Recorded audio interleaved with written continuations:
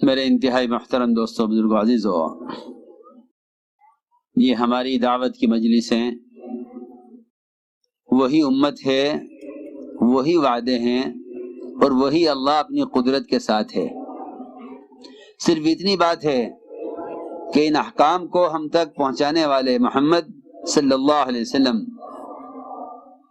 وہ نہیں ہیں ہمارے درمیان، ورنہ جو وعدے اس امت سے کیے گئے ہیں وہ تمام وعدے قیامت تک کے لیے اس امت کے واسطے پورے ہونے والے ہیں۔ اس لیے ان مجلسوں کو کوئی میلہ یا کوئی تفریح کی چیز نہ سمجھا جائے، بلکہ ہمیں چاہیے کہ اپنے آپ کو ہر ایسی چیز سے بچائیں جو اللہ کی طرف سے ہدایت کے ملنے میں، جو اللہ تعالیٰ کی طرف سے اللہ کا قرب اور محبت اور تعلق کے حاصل ہونے میں رکاوٹ بنتی ہو۔ اس لیے کہ احادیث میں سب سے زیادہ مومن کو ڈرایا گیا ہے اس کی نیت کے بارے میں، کہ تمہارا کسی بھی خیر کے کام سے ارادہ کیا ہے۔ خیر کے کام تو لوگ بہت ہیں، بہت کرتے ہیں، لیکن نیت کیا ہے؟ سب سے زیادہ نیت کو سر پر ڈرایا گیا ہے مومن کو، اس لیے کہ کہیں تو شیطان اس کی نیت میں ریا داخل کرے گا، عمل بہت اچھا ہوگا، کہیں اس کے اس کام میں دنیا کا ارادہ داخل کرے گا، کام بہت اچھا ہوگا لیکن اس سے دنیا کا ارادہ ہوگا۔ اس لیے سب سے پہلی بنیادی بات یہ ہے کہ اس راستے میں نکلنے والوں کو اور ان اجتماعات میں آنے والوں کو سب سے پہلے اپنی نیت کو صحابہ اکرام کی نیت کے عین مطابق کر لینا چاہیے۔ اس لیے کہ اگر نیت ان کے مطابق نہیں ہے تو ہدایت ان کے مطابق نہیں ملے گی۔ صحابہ اکرام ہدایت کے چراغ ہیں، وہ ہدایت کے مینار ہیں، وہ ہدایت کے مینار، ہدایت کے چراغ ہیں۔ اگر نیتیں ان کی نیت کے مطابق نہیں ہیں تو ہدایت کا اور اللہ کے قرب کا کوئی مطلب ہی نہیں ہے۔ اس لیے میں نے عرض کیا کہ سب سے پہلے نیتوں کو درست کیا جائے۔ فرمایا حضور اکرم صلی اللہ علیہ وسلم نے، ان اللہ لا ينظر الى صورکم ولا الى اجسامکم ولكن ينظر الى قلوبکم ونیاتکم، کہ اللہ تعالیٰ تمہاری شکلوں کو اور تمہارے جسموں کو نہیں دیکھتے۔ یہ نہیں دیکھتے کہ تم کون ہو، یہ نہیں دیکھتے کہ تم کون ہو۔ سنو غور سے بات، ادھر دیکھو، یہ نہیں دیکھتے کہ تم کون ہو، اور یہ نہیں دیکھتے کہ تمہاری محنت کیا ہے۔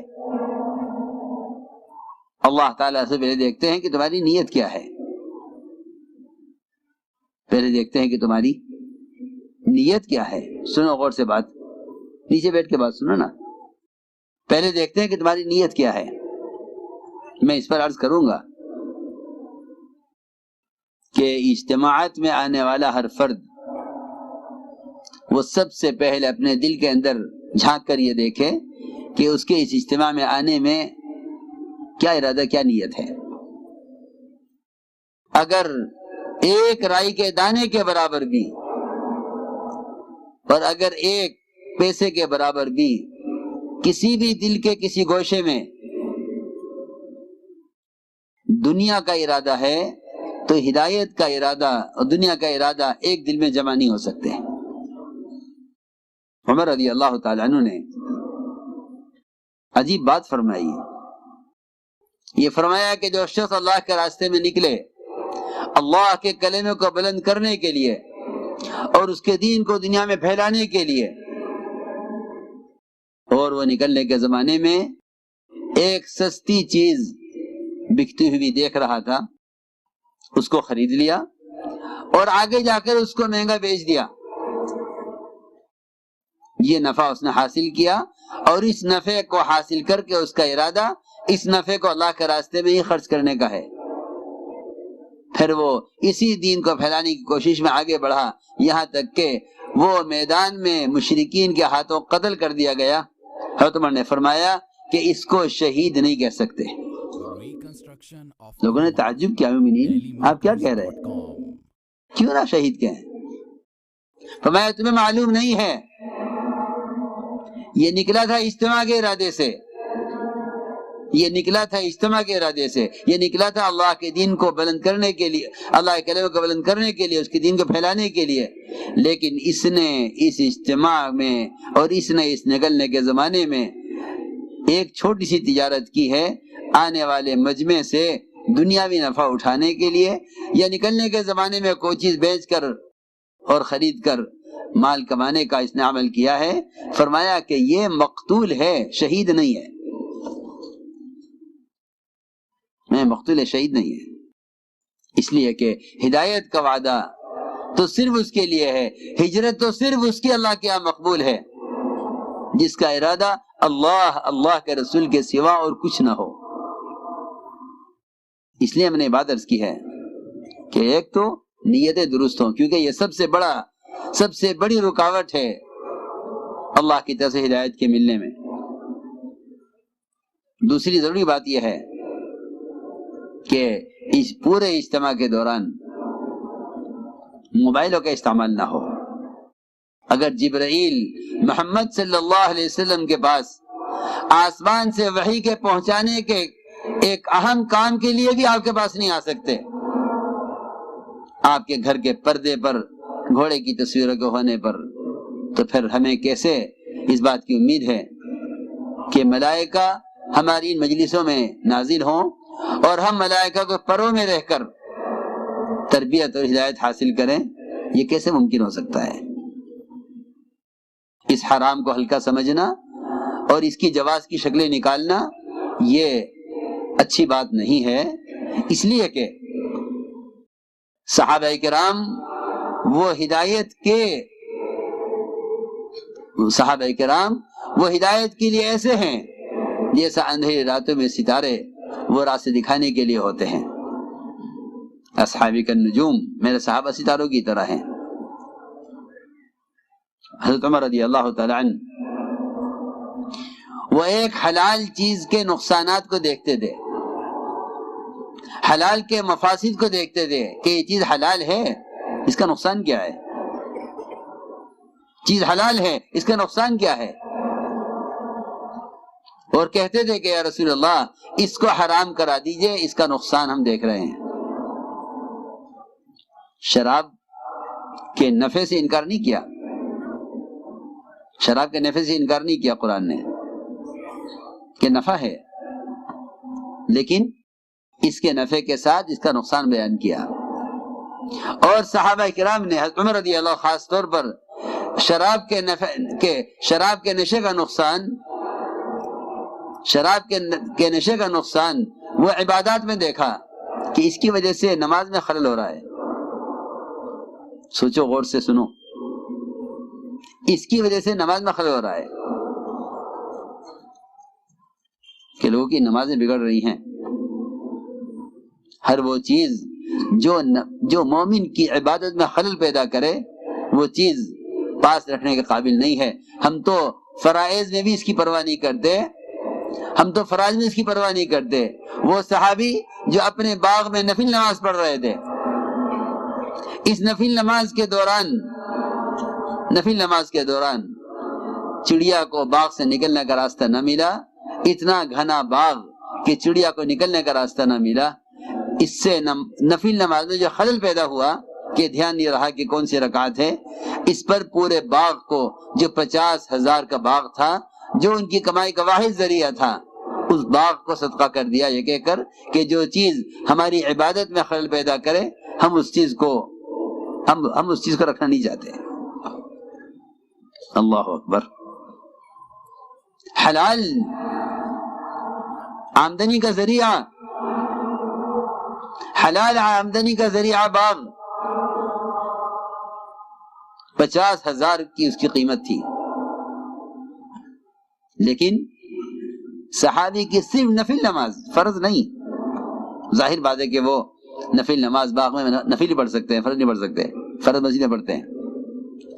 باغ میں نفل نماز میں اس چڑیا کو دیکھنے میں لگے جس کو باغ کے گھنا ہونے کی وجہ سے نکلنے کا راستہ نہیں ملتا تھا، اپنے اس نفل نماز میں خلل پیدا ہونے کی وجہ سے جن کے دلوں میں نوافل کی اتنی عظمت ہو، فرائض کی کتنی اہمیت ہوگی، پورا باغ صدقہ کر دیا کہ یہ باغ رکھنے قابل نہیں ہے کیونکہ اس نے نفل میں خلل پیدا کیا ہے۔ ذرا اس سے اندازہ کریں کہ وہ حلال کمائی کا ایک ذریعہ باغ، اس کو نفل نماز میں خلل پیدا کرنے کی وجہ سے چھوڑ دیا، لیکن یہاں حرام آلات جو فرائض کو ضائع کر رہے ہیں، اس کو کوشش یہ ہے کسی طرح اس کے حلال ہونے کی شکلیں نکل آئیں تاکہ یہ حلال ہو جائے تو پھر بہت سے کام اس سے نکل سکیں۔ اس زمانے میں ایمان اپنے درجے سے گرتے گرتے یہاں پہنچا ہے، اس زمانے میں ایمان اپنے درجے سے گرتے گرتے یہاں پہنچا ہے کہ مسلمان حرام چیز کو حلال کرنا چاہتا ہے۔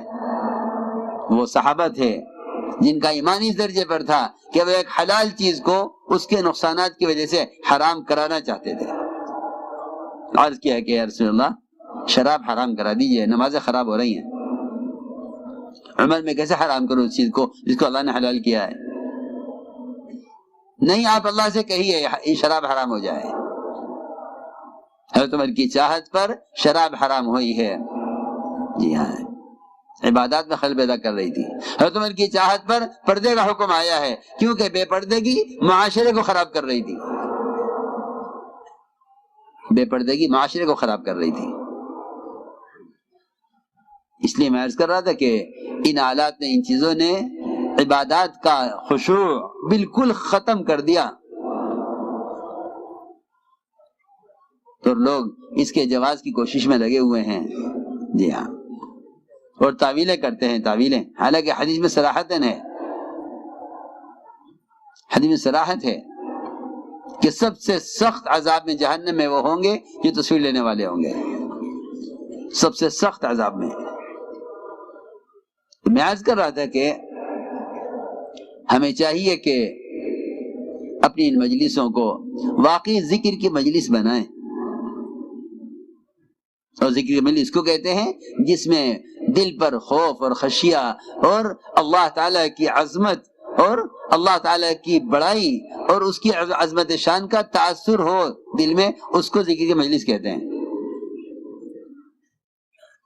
اگر دلوں میں تأثر نہیں ہے تو پھر وہ غفلت کی مجلسیں ہیں۔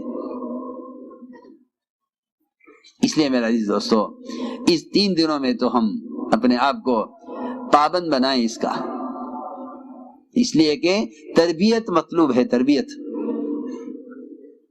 مطلوب ہے۔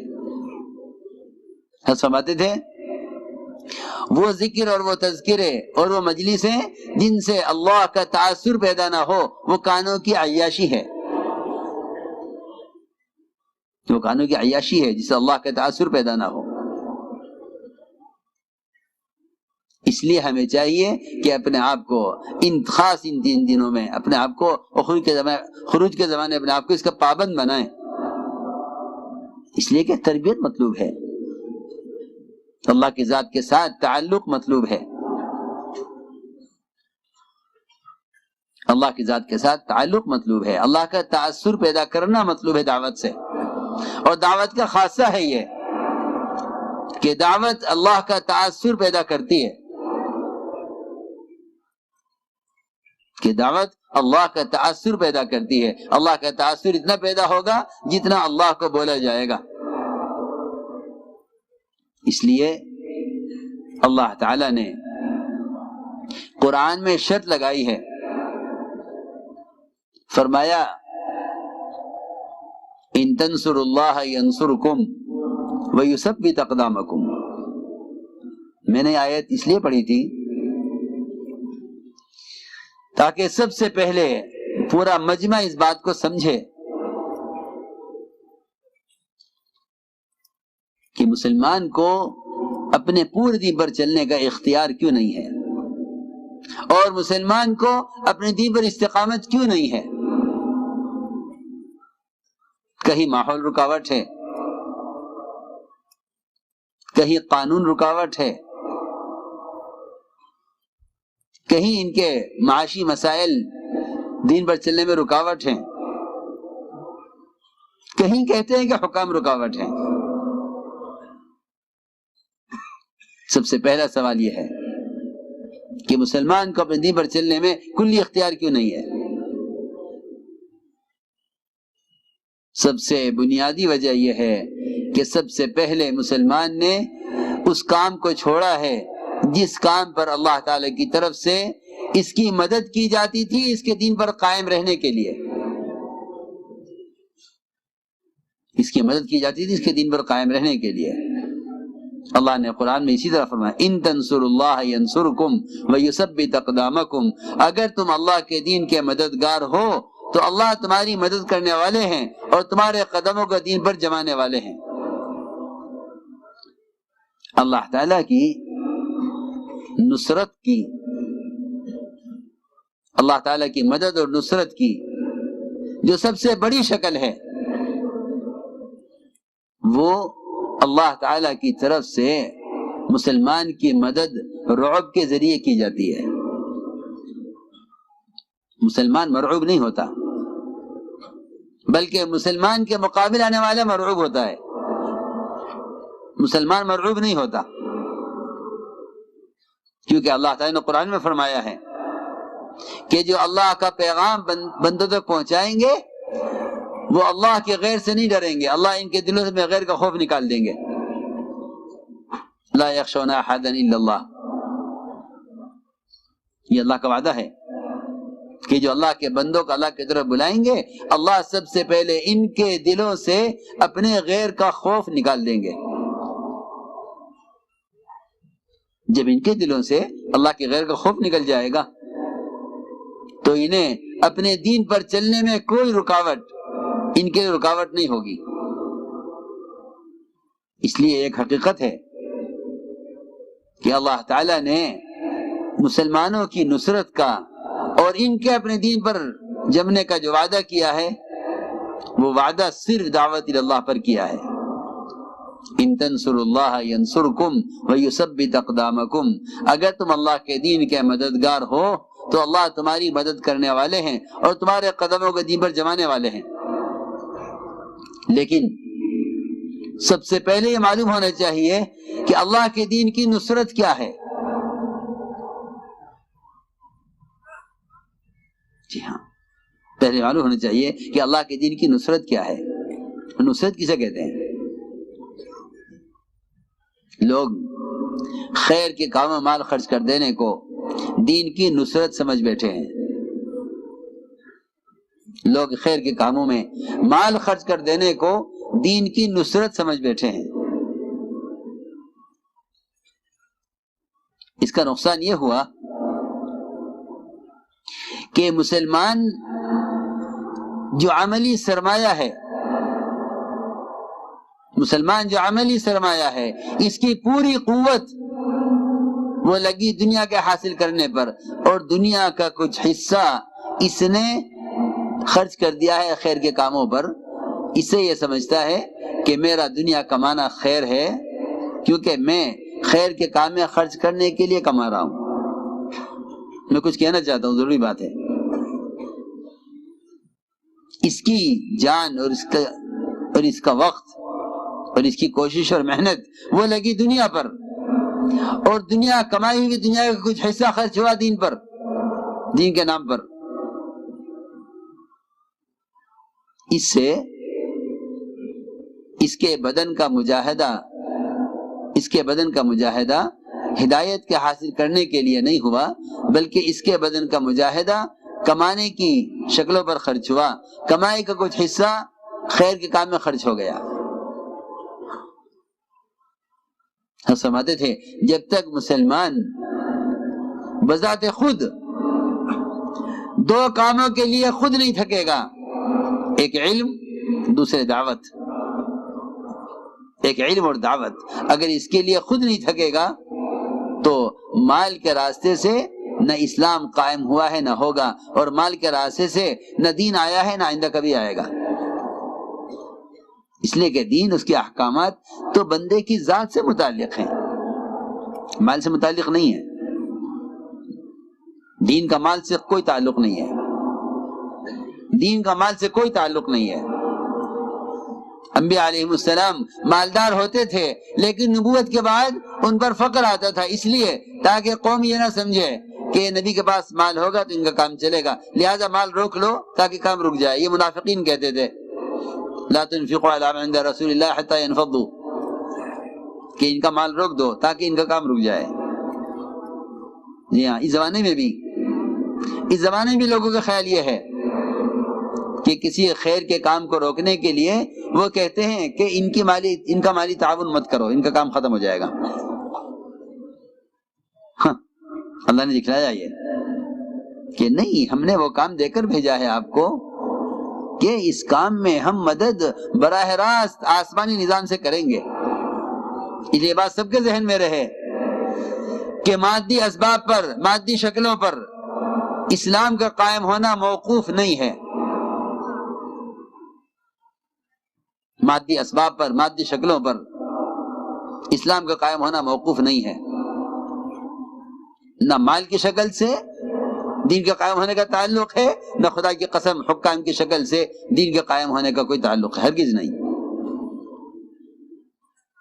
اس لیے میں نے عرض کیا ہے کہ لوگ خیر کے کام میں مال خرچ کرنے کو دین کی مدد سمجھتے ہیں، حالانکہ بہت آسان بات ہے۔ مال کا تعلق مسلمان کی ضرورت سے ہے، اسلام سے نہیں ہے۔ یہاں دو رخ الگ الگ ہیں، ایک مسلمان کی مدد، ایک اسلام کی مدد۔ مسلمان کی مدد مال سے ہو سکتی ہے، بیواؤں پر، یتیموں پر، مسکینوں پر، پریشان حال لوگوں پر، مقروضین پر، بیماروں پر خرچ کرو۔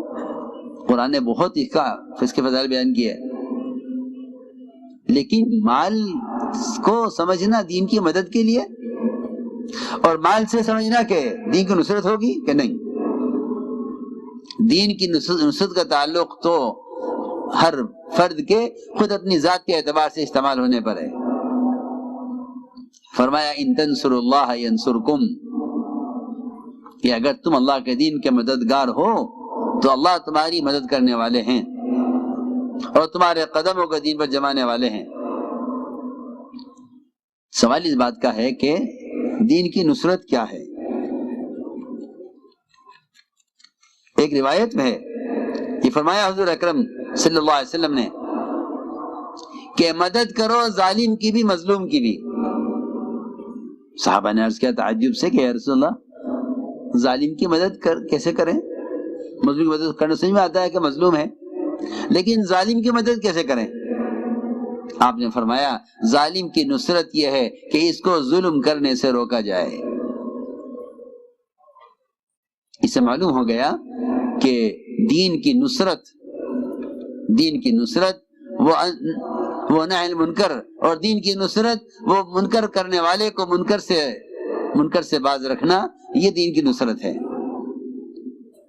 اگر مالی امدادی نصرت ہے تو یہ نہ کہا جاتا کہ نصرت کرو مالدار کی بھی ہے، نصرت کرو ظالم کی مظلوم کی بھی۔ ظالم کی مدد مال سے نہیں ہو سکتی، ظالم کی مدد تو اس سے ہوگی کہ اس کو ظلم سے روک دیا جائے۔ اس لیے اللہ تعالی نے دین کی نصرت کرنے والوں سے وعدہ کیا ہے ان کی نصرت کا اور ان کے قدموں کو دین پر جمانے کا۔ میرے دوستو عزیزو، معمولی دنیا کے لیے مسلمان دین کو چھوڑ رہا ہے، معمولی دنیا کے لیے مسلمان دین کو چھوڑ رہا ہے، معمولی دنیا کے لیے مسلمان دین کو چھوڑ رہا ہے۔ لیکن جب یہ امت اجتماعی طور پر دعوت اللہ پر مجتمع تھی، اپنے دین کی دعوت پر قائم تھی، بڑی بڑی بادشاہتیں، بڑی بڑی سلطنتیں ایک مسلمان کو اس کے دین سے ہٹانے پر مجبور ہو جاتی تھی، ایک مسلمان کو دین سے ہٹانے سے مجبور ہو جاتی تھی۔ عبداللہ بن حذافہ رضی اللہ تعالی عنہ اپنی جماعت کے ساتھ تھے روم میں، روم کے بادشاہ نے دعوت دی کہ نصرانی ہو جاؤ. فرمایا نہیں، میں اپنا دین نہیں چھوڑوں گا، میں اپنا دین نہیں چھوڑوں گا. بادشاہ نے کہا میں اپنا آدھا ملک آپ کو دیتا ہوں. یہ بات سب کے ذہن میں رہے کہ جو شخص کام کے اعتبار سے جس سطح پر ہوگا باطل اس کو اتنی ہی بڑی پیشکش کرے گا. وہ جانتا ہے کہ اگر ان کا ایک آدمی بھی ٹوٹ کر ہمارے پاس آ گیا. ہم فرماتے تھے کہ جو صلاحیت کام سے پیدا ہوگی، اللہ تعالیٰ جو عقل اور سمجھ اور استعداد کام سے دیں گے، باطلی کوشش یہ ہوگی کہ اس صلاحیت کو باطلی کے لیے استعمال کیا جائے. بادشاہ نے آدھا ملک پیش کر دیا کہ آدھا ملک آپ کا ہے. فرمایا نہیں، یہ آدھا ملک نہیں، تیری پوری بادشاہت مل جائے، عرب کی ساری بادشاہتیں مل جائیں، میں اپنے دین کو نہیں چھوڑوں گا، اپنے دین کو نہیں چھوڑوں گا. بادشاہ ہار گیا کہ جن کے نزدیک سارا ملک اور ساری بادشاہتیں کچھ نہیں ان کے دین کے مقابلے میں. بادشاہ نے کہا میں تمہیں قتل کروں گا. کہ قتل؟ ہم تو تمنا لیے پھرتے ہیں کہ یہ جان اللہ کے کام، اللہ کے دین کے کام آ جائے. قتل کیا بات ہے، کرو.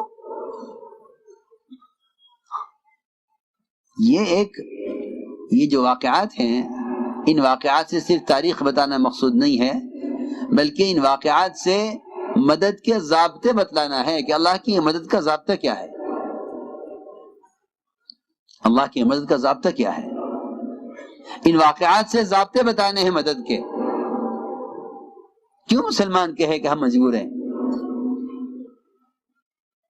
میں عرض کر رہا تھا کہ ایک ضلع میں مسلمانوں کی تعداد تمام صحابہ کی تعداد سے زیادہ ہوگی.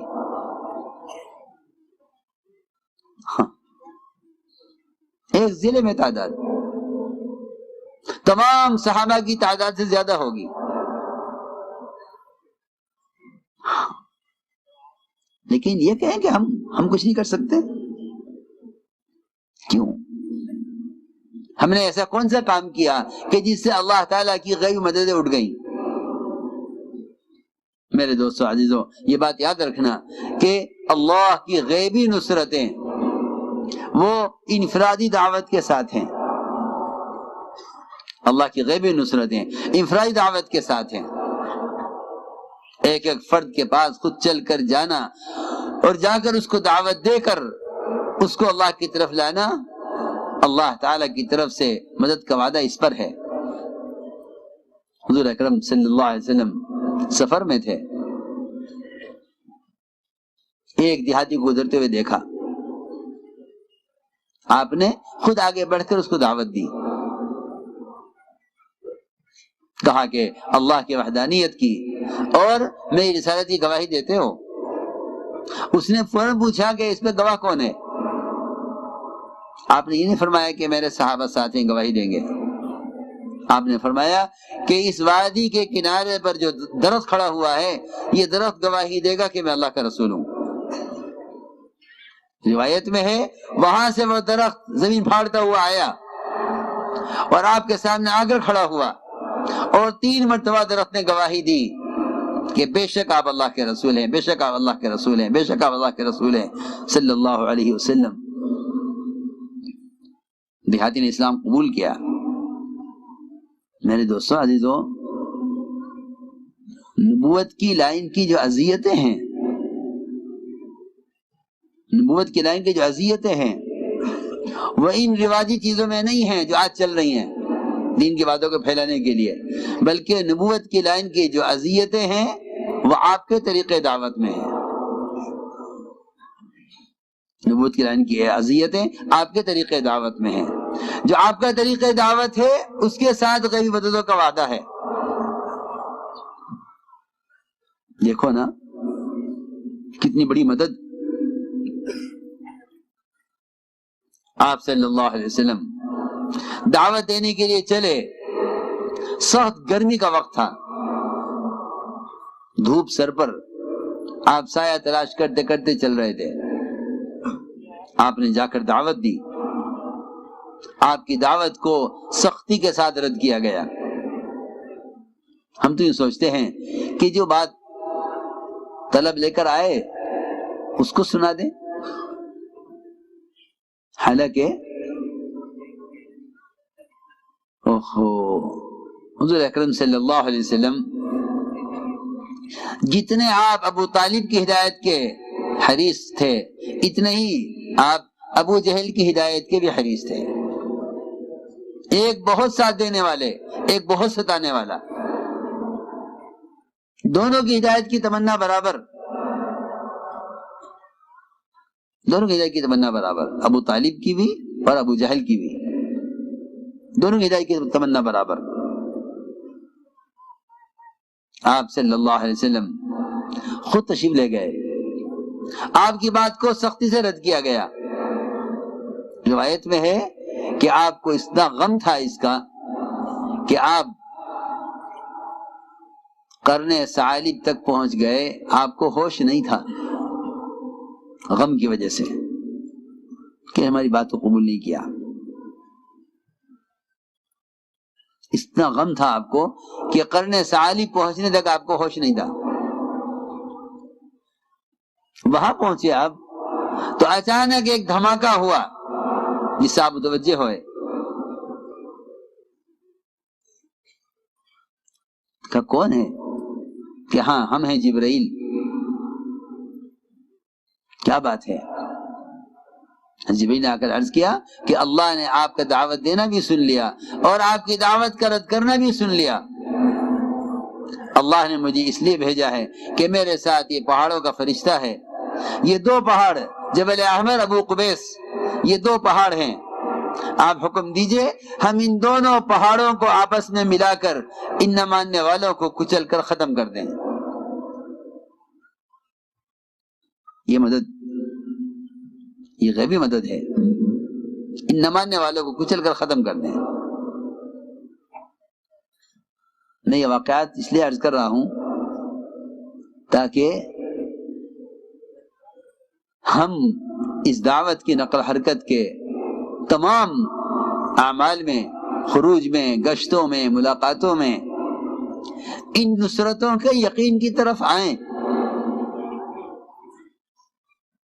ورنہ مجھے جو اصل بات مجھے آپ سے کہنی ہے سب سے وہ یہی ہے کہ اگر ان غیبی نصرتوں کے یقین کے ساتھ کام نہیں کرو گے تو مسلمان ہر موقع پر آ کر یہ کہے گا کہ ہم کچھ نہیں کر سکتے، ہر موقع پر کہے گا ہم کچھ نہیں کر سکتے۔ ان کے دین میں نقصان ہو، ان کے شریعت میں خلل پیدا کیا جائے، ان کے احکام شریعت کو بدلا جائے، اور یہاں تک کہ ان کے معابد خطرے میں پڑ جائیں، یہ یوں کہہ کر خاموش ہو جائیں گے کہ ہم کچھ نہیں کر سکتے۔ کیوں؟ میں یہ عرض کرنا چاہتا ہوں کہ وہ غیبی نصرتیں کہاں ہیں جن کا وعدہ اس امت سے، صحابہ سے کہیں زیادہ کیا گیا ہے۔ آپ نے فرمایا ایک روایت میں کہ تمہارے بعد کچھ لوگ، تمہارے بعد جو امت آئے گی ان میں سے ایک مومن کی مدد 10 کے برابر ہوگی۔ صحابہ نے عرض کیا ان میں سے 10، ہم میں سے 10؟ فرمایا نہیں، تم میں سے 10 کے برابر۔ ایک مومن کو 50 کے بقدر اجر ملے گا۔ صحابہ نے کہا کن میں سے 50؟ ان میں سے 50، ہم میں سے 50۔ فرمایا کہ نہیں، تم میں سے 50 صحابہ کے بقدر ایک مومن کے لیے اجر اور 10 صحابہ کے بقدر ایک مومن کی مدد۔ یہ آپ نے فرمایا ہے۔ مسلمانی کیا ہم کیا کریں؟ لیکن میرے دوستو عزیزو، قربان جائیں محمد صلی اللہ علیہ وسلم کی وسعت قلبی پر اور ساری انسانیت کے لیے ہدایت کے غم پر، کہ جب ستانے والوں کے بارے میں یہ پیشکش ہوئی اللہ کی طرف سے کہ یہ آپ کی بات مانتے نہیں ہیں، آپ کی بات مان کر بیٹھے نہیں ہیں، آپ کی بات نہیں مانتے ہیں اور آپ کے کام میں رکاوٹ بنے ہوئے ہیں، آپ کے کام میں رکاوٹ بنے ہوئے ہیں. ہم تو آپ سے صرف اجازت چاہتے ہیں، اجازت چاہتے ہیں کہ آپ کی اجازت ہو تو ہم یہ دونوں پہاڑ جبل احمر، ابو قبیس، انہیں دونوں کو آپس میں ملا دیں اور یہ سب کچل کر ختم ہو جائے. فرمایا نہیں، میں یہ نہیں چاہتا، میں یہ نہیں چاہتا. میرے دوستو عزیزوں، ذرا اندازہ کرو، جو لوگ دکان کو وقت دیتے ہیں وہ دکان کا جلہ برداشت نہیں کر سکتے. جو لوگ کارخانے کو وقت دیتے ہیں وہ کارخانے کا بند ہونا برداشت نہیں کر سکتے. ذرا اندازہ کرو، کیونکہ یہاں جان اور وقت لگا ہے، اس سے محبت ہے.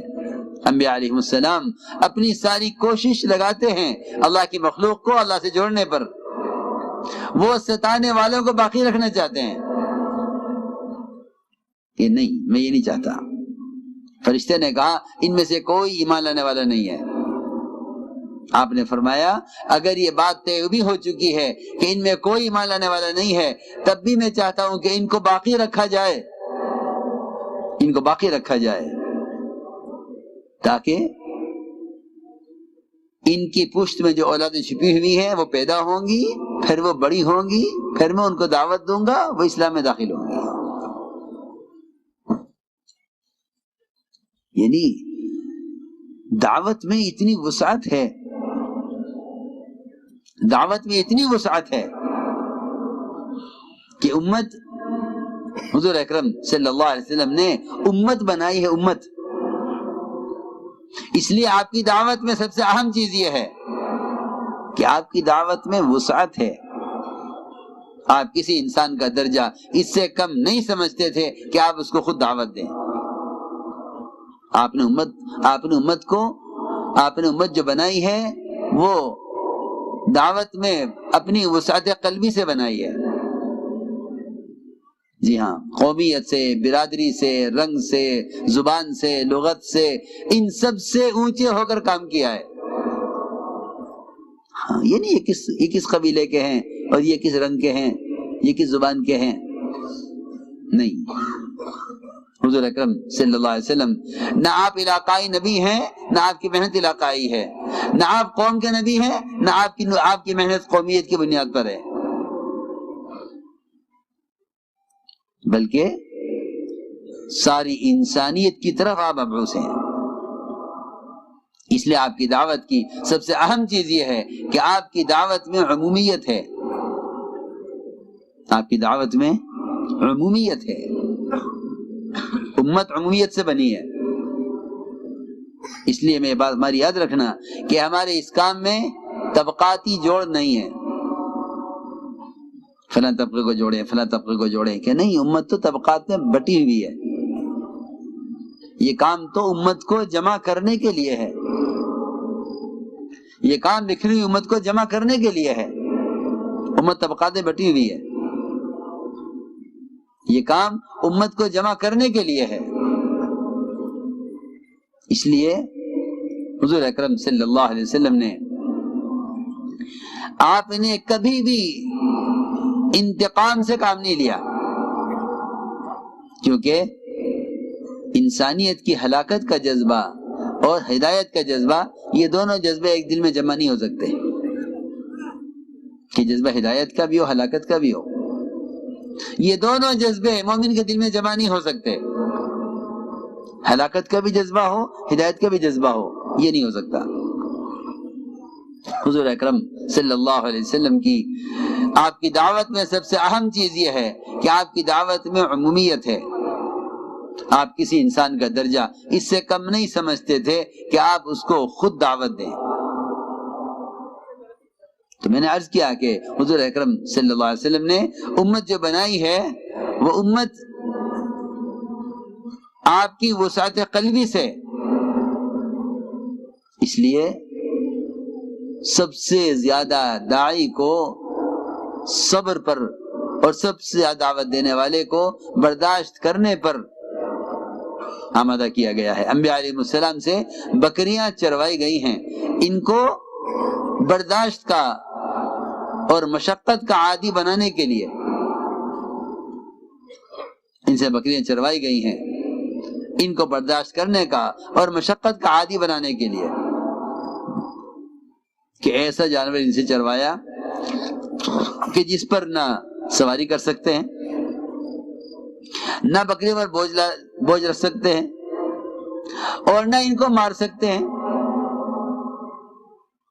نہ بکری میں ڈنڈا لگنے کی قوت ہے، نہ وزن اٹھانے کی قوت ہے، جی ہاں، اور نہ ان کو نہ یہ سواری کے قابل ہیں۔ نبیوں سے بکریاں چروانے کی حکمت یہ تھی، اتنا برداشت کرتا ہے چرواہا اپنے ریوڑ، بکریوں کے ریوڑ کو اتنا برداشت کرتا ہے، اگر ایک بکری کھا رہی ہے تو یہ انتظار میں رہے گا جب تک یہ کھا کر فارغ نہ ہو جائے۔ جی ہاں، بکھرے ہوئے جنگل سے بکریوں کو سمیٹنا اور ایک ایک بکری کے انتظار میں کھڑا رہنا، یہ مزاج بنایا گیا۔ اس لیے میں کہوں گا میں کہ امت میں افتراق اور امت کے ٹکڑے جو ہوتے ہیں وہ بے صبری اور تحمل نہ ہونے کی وجہ سے ہوتے ہیں، ورنہ انبیاء علیہ السلام کی صفات میں سب سے بنیادی صفت صبر ہے، بنیادی صفت صبر ہے کہ آپ صلی اللہ علیہ وسلم نے اس راستے کی اذیتیں برداشت کی ہیں۔ سب سے بڑی صفت انبیاء علیہ السلام کی وہ صفت صبر ہے، اور صبر علامات نبوت میں سے ہے، کہ صبر علامات نبوت میں سے ہے، صبر علامات نبوت میں سے ہے۔ میں تو کہا کرتا ہوں کہ اس راستے کا سفر کے لیے سب سے بنیادی چیز صبر ہے۔ جیسے گاڑی کے لیے پیٹرول ایک بنیادی شرط ہے کہ جہاں تک تیل ہوگا وہاں تک گاڑی جائے گی، جہاں تیل ختم ہو جائے گا وہاں سفر ختم ہو جائے گا، گاڑی چلے گی نہیں۔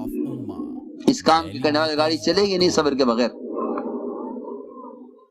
اس کام کے کرنے والے گاڑی چلے گی نہیں صبر کے بغیر۔ جی ہاں، کہ صبر اس کام میں گاڑی کے ایندھن اور تیل کی طرح ہے، کہ انتقام کا جذبہ نہ ہو۔ حضور اکرم صلی اللہ علیہ وسلم کو صبر میں آزمایا جاتا تھا، آپ کو صبر میں آزمایا جاتا تھا، اور آپ کا صبر میں آزمایا جانا یہی اصل سبب بنتا تھا غیروں کے اسلام میں داخل ہونے کا، انتقام نہیں، درگزر تھا۔ لیکن تو تھکانے والے تھک جاتے تھے، تھکانے والے ستانے والے تھک جاتے تھے کہ یہ کیا چیز ہے۔ حضور اکرم صلی اللہ علیہ وسلم کی نبوت کو آزمانے کے لیے اور آپ کو نبی ماننے کے لیے زید ابن سعنہ ایک بڑے یہودی عالم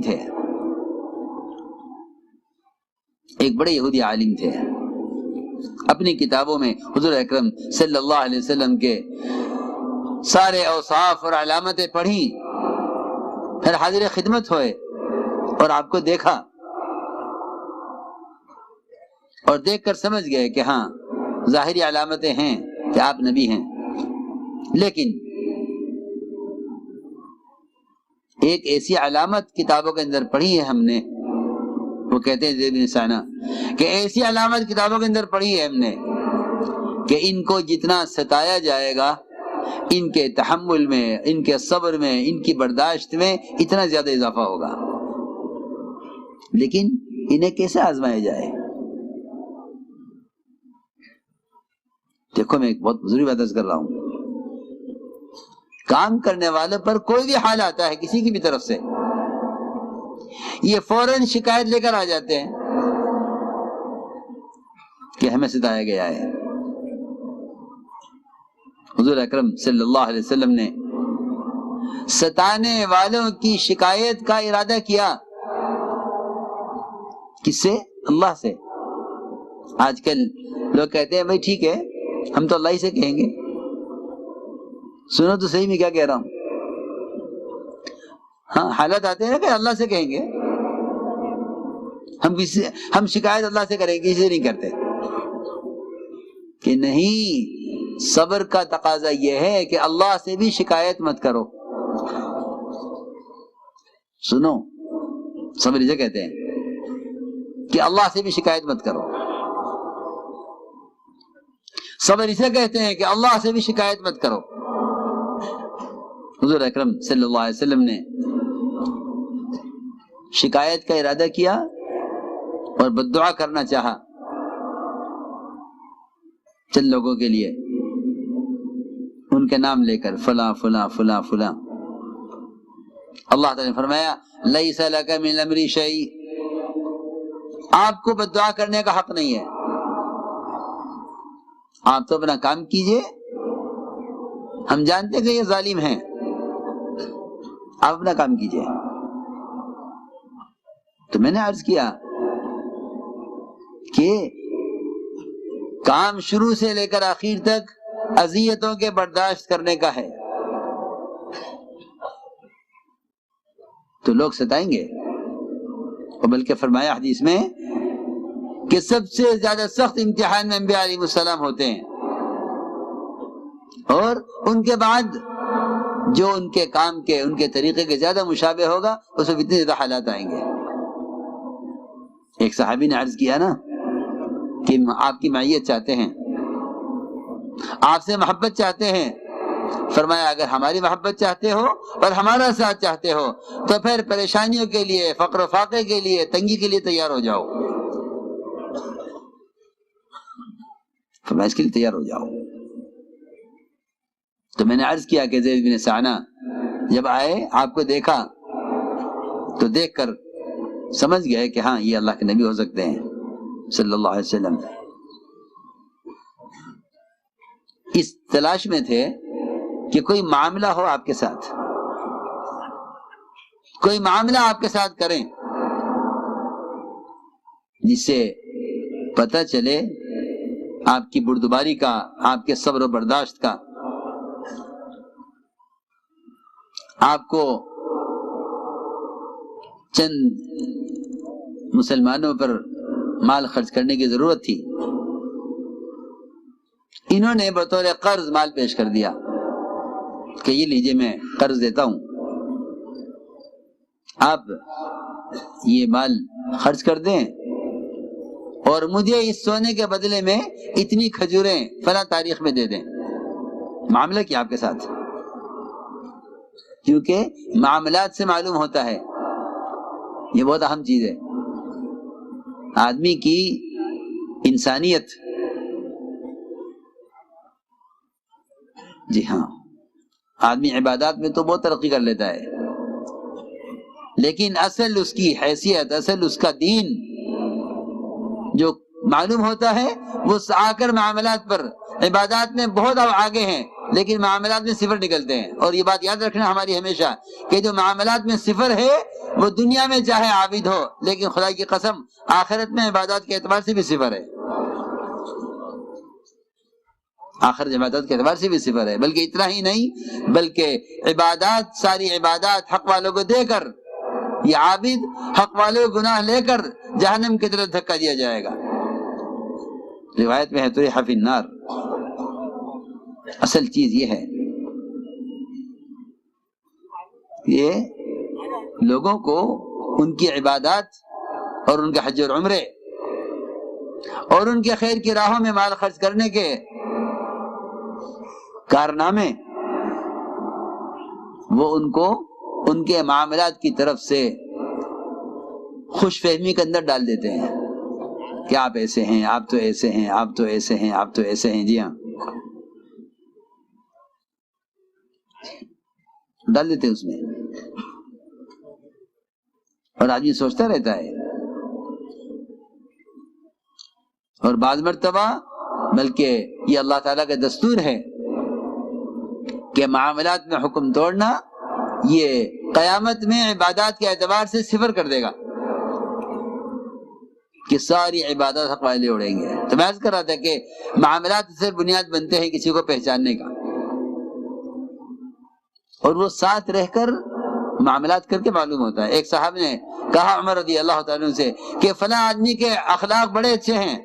حضرت عمر نے فرمایا هل سافرت معه، کیا تم نے اس کے ساتھ سفر بھی کیا ہے، اس کے ساتھ رہے ہو کہ تمہیں معلوم ہو کہ اس کے معاملات کیسے ہیں، اس کے اخلاق کیسے ہیں.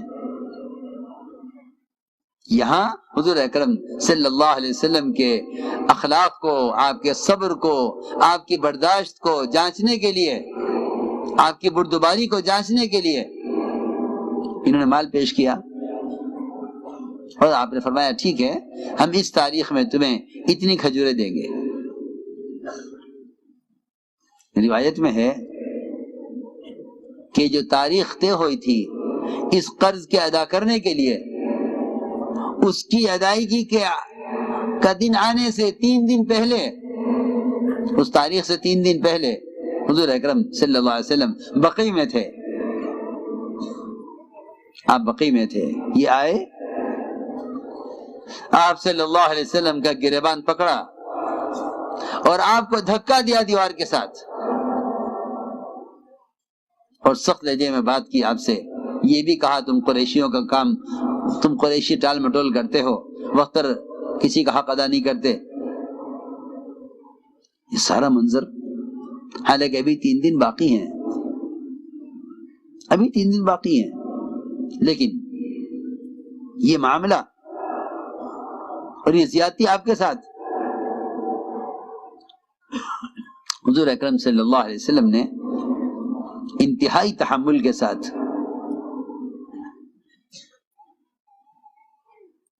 کوئی جواب نہیں دیا اس کی بات کا، اور کوئی جوابی کارروائی نہیں کی،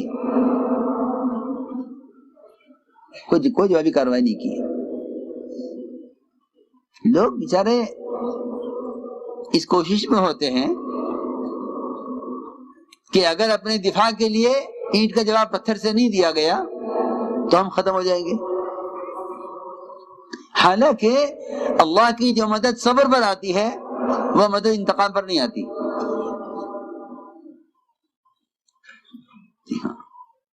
اللہ تعالیٰ کی مدد تو خاموش رہنے والے کے لیے فرشتہ متعین کر دیا جاتا ہے، جو خاموش رہنے والے کی طرف سے خود جواب دیتا ہے.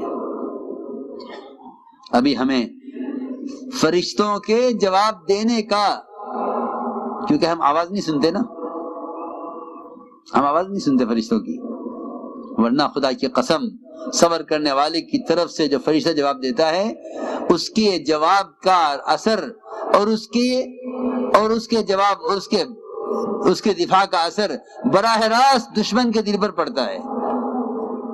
یہ ایک نہیں، سینکڑوں اس کی مثالیں ہیں. سیرت میں سینکڑوں مثالیں اس کی ہیں، میں بتاؤں گا. سیرت میں بہت مثالیں ہیں اس کی کہ فرشتے جواب دیا کرتے تھے صحابہ کی طرف سے. جی ہاں، اور ان کے جواب سے باطل کے دلوں میں رعب پیدا ہوتا تھا فرشتوں کے جواب دینے سے. بہت واقعات ہیں سیرت میں، جہاں جہاں فرشتوں نے کوئی بات کہی ہے وہاں یعنی صحابی کی زبان پر فرشتہ بولا، وہ صحابی کہتے ہیں میں نے تو نہیں کہی یہ بات. جی ہاں، ایک جگہ، بلکہ جگہ بھی کیا، دریائے دجلہ. یہ بتاتا جاؤں کہ غیبی مددیں جو صبر پر آتی ہیں اللہ کی طرف سے، لوگ اپنی طاقت اور قوت کو شاید ملائکہ کی قوت سے زیادہ سمجھنے لگے ہیں کہ نہیں ہم بدلہ لیں گے. تو یہ کہا کہ دجلہ کا آدھا دجلہ دریا اور ادھر کی زمین ہماری، اور ادھر کا آدھا دریا اور ادھر کی زمین تمہاری، اس پر سمجھوتا کر لو. ایک صحابی کی زبان سے نکلا کہ نہیں، ہم تو اپنے ادھر کے جنگل کے پھل کو تمہارے یہاں کے جنگل کا جو آخری درخت ہوگا اس درخت پر جو شہد لٹکا ہوا ہے اس شہد سے ہم ادھر کا پھل کو لگا کر کھائیں گے، یعنی ادھر کا علاقہ بھی آخر تک ہمارا ہے، ادھر کا علاقہ بھی ہمارا ہے۔ یہ بہت توجہ سننے کی بات ہے۔ وہ تو کہہ رہے کہ نہیں، آدھا دریا تمہارا، آدھا زمین ہماری ادھر کی۔ صحابی نے کہا نہیں، ہم اپنی زمین کے آخری درخت کا پھل تمہاری زمین کے آخری درخت کے شہد کے چھتے سے لگا کر کھائیں گے۔ یہ بات ایک صحابی کی زبان پر آئی، اس نے جا کر تمام لوگوں میں اس بات کو نقل کر دیا کہ صحابہ یہ کہہ رہے ہیں، ان کی طرف سے یہ بات آئی ہے۔ روایت میں ہے کہ پورا علاقہ وہ خالی کر کے بھاگ گئے، چھوڑ دیا کہ نہیں جی آپ رہو، ہم کہاں جا رہے ہیں؟ پوچھا لوگوں نے کیا ہوا، کہ نہیں اب ہم یہاں نہیں رہیں گے، اس طرح علاقہ آپ کا ہے، آپ رکھو۔ یہ کیا ہوا کہ تمہارے میں سے ایک آدمی نے ایسا کہا ہے۔ ہر ایک سے پوچھا، بھائی تو نے کہا، اس سے پوچھا، بھائی کسی نے کہا آپ سے یہ؟ انہوں نے کہا یہ ہیں فلاں صاحب، انہوں نے کہا ہے۔ ان سے پوچھا گیا، وہ کہتے میں نے تو کچھ بھی نہیں کہا۔ سیدھی بات ہے، میں تم سے یہ واقعہ اسی سنا رہا ہوں تاکہ آج بھی مسلمان جاگے اور زندہ ہو اور سمجھے کہ صبر کرنے والوں کے ساتھ اللہ تعالیٰ کی طرف سے ملائکہ کیسے دفاع کرتے تھے۔ لیکن وہی بات ہے کہ نہ اللہ کے ضابطوں پر ہیں، نہ مدد کے ضابطوں پر ہیں، نہ دعوت پر ہیں اور نہ صبر پر ہیں۔ مدد کے جتنے بھی راستے تھے سب بند کیے ہوئے ہیں مسلمانوں نے، مدد کے سارے راستے بند کیے ہوئے ہیں۔ جی ہاں، مدد کے سارے راستے بند کیے ہوئے ہیں۔ اس لیے کہہ رہا ہوں کہ مدد کے راستے وہ یہ تھے۔ تو میں نے عرض کیا کہ سب سے بڑا اللہ کی طرف سے ایمان والوں کی نصرت اور مدد کا جو سبب ہے، سب سے بڑھ کر وہ صبر ہے۔ آپ صلی اللہ علیہ وسلم نے کوئی جواب نہیں دیا۔ زید بن سعنہ نے اتنی زیادتی آپ کے ساتھ کی، عمر رضی اللہ عنہ نے تلوار نکال لی، فرمایا اجازت دیجئے میں اسے قتل کر دوں، تو اجازت دیجئے میں اسے قتل کر دیتا ہوں۔ فرمایا عمر یہ تم نے کیا کیا؟ دیکھو یہ تعلیم ہے نبی کی کہ اپنوں کو دبانا، ساتھ دینے والوں کو دبانا، ساتھ دینے والوں کو دبانا اور اذیت دینے والوں کو نوازنا، یہ طریقہ ہے نبوت کا۔ ستانے والوں کو نوازو، ستانے والوں کو نوازو اور ساتھ دینے والوں کو دباؤ، یہ نبوت کا مزاج ہے۔ اور ساتھ دینے والوں کو ابھارو، ان پر احسان کرو، انہیں قریب کرو، اور ستانے والوں کو سے بدلہ لو کہ یہ مزاج نبوت کا نہیں ہے، یہ مزاج بادشاہت کا اور سیاست کا ہے۔ نبوت کا مزاج یہ نہیں ہے، نبوت کے مزاج یہ ہے کہ ستانے والوں کو نوازو۔ اللہ اکبر۔ حضور اکرم صلی اللہ علیہ وسلم نے فتح مکہ کے موقع پر جتنا مال آیا سارا مال آپ نے مشرکین پر، طلقاء پر خرچ کیا، انصار کو کچھ نہیں دیا، ایک پائی انصار کو نہیں دی۔ جی ہاں، اب زبان میں کام کرنے والے کہتے ہیں ہمیں کوئی پوچھتا نہیں ہے، شکایت ہے۔ جی ہاں، اس زمانے میں نصرت کرنے والوں کو شکایت ہے۔ آپ نے یہ امتحان لیا تھا انصار کا کہ جتنا مال آیا فتح مکہ کے موقع پر آپ نے مکے سے نکالا، جنہوں نے آپ کو نکالا ہے آپ نے ان پر مال خرچ کیا، 100 اونٹ دیے ایک مشرک کو، 100 اونٹ۔ انصار کو کچھ نہیں دیا۔ ہم دیکھنا چاہتے ہیں اور ہم تمہیں بتانا چاہتے ہیں کہ ساتھ دینے والوں کو دبایا جائے گا اور ستانے والوں کو نوازا جائے گا، اس سے امت بنے گی۔ وہ تو ہم بات عرض کر رہا ہوں، ہمارا مزاج یہ ہے سب کا، ہم سب کا مزاج یہ ہے کہ اپنی جماعت والوں کا کام کرو، یہ ہماری جماعت کے ساتھی ہیں، یہ ہمارے گروپ میں ہیں، ان کے ہمارا وقت لگا ہے، ہمارے ساتھ چلہ لگا ہے. جی ہاں، دیکھیے آپ،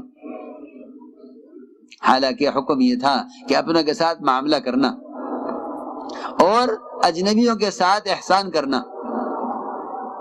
اپنوں کے ساتھ معاملہ، اجنبیوں کے ساتھ احسان. یہاں سارا کام الٹا ہوا ہے، اجنبیوں پر کے ساتھ معاملہ کرتے ہیں، اپنوں پر احسان کرتے ہیں. اس سے فرقے بنتے، امت نہیں بنتی. اس سے فرقے بنتے، امت اس سے نہیں بنتی. سنو میں کیا کہہ رہا، آپ کی دکان میں کوئی صاحب آئیں گے، بھائی یہ کپڑا کیسے دیا ہے؟ کہ ہاں یہ کپڑا 500 روپے میٹر. کوئی رعایت؟ کیا نہیں، کوئی رعایت نہیں ہے، ایک دام، کوئی رعایت نہیں، ایک دام ہے. پھر دھیان سے دیکھا کون صاحب ہیں، او ہو، ارے آپ کے ساتھ تو ہمارا چلہ لگا تھا. یاد آیا کہ ہاں، نہیں آپ تو ہماری جماعت کے ساتھی ہیں، آپ جو چاہیں دے دیں، میں نے تو اتنے کا خریدا ہے، 200 کا، 200 روپے دے دیں، لے جائیں. سنو میں کیا کہہ رہا، اس مزاج سے فرقے بنے گا، فرقہ، امت نہیں بنے گی. پھر آیا دوسرا آدمی، جی ہاں، کہ وہ ہماری جماعت کا نہیں تھا، اس کے ساتھ معاملہ کیا، ایک دم، ایک پیسہ کم نہیں. جی ہاں، میں عرض کرنا چاہتا ہوں کہ نبوت کے مزاج میں یہ بات ہے کہ امت بنانی ہے تو امت بنانے کے لیے ستانے والوں کو نوازا جائے گا اور ساتھ دینے والوں کو دبایا جائے گا. جی ہاں، کیونکہ ساتھ دینے والوں کو ابھارو گے تو گروپ بنیں گے، ہم ان کے حامی، وہ ان کے حامی، یہ ان کی حمایت، وہ ان کی حمایت میں. جب حمایت میں لوگ کھڑے ہوں گے تو امت پھٹ جائے گی. جی ہاں، اس واقعے نے بہت سا سبق سکھایا.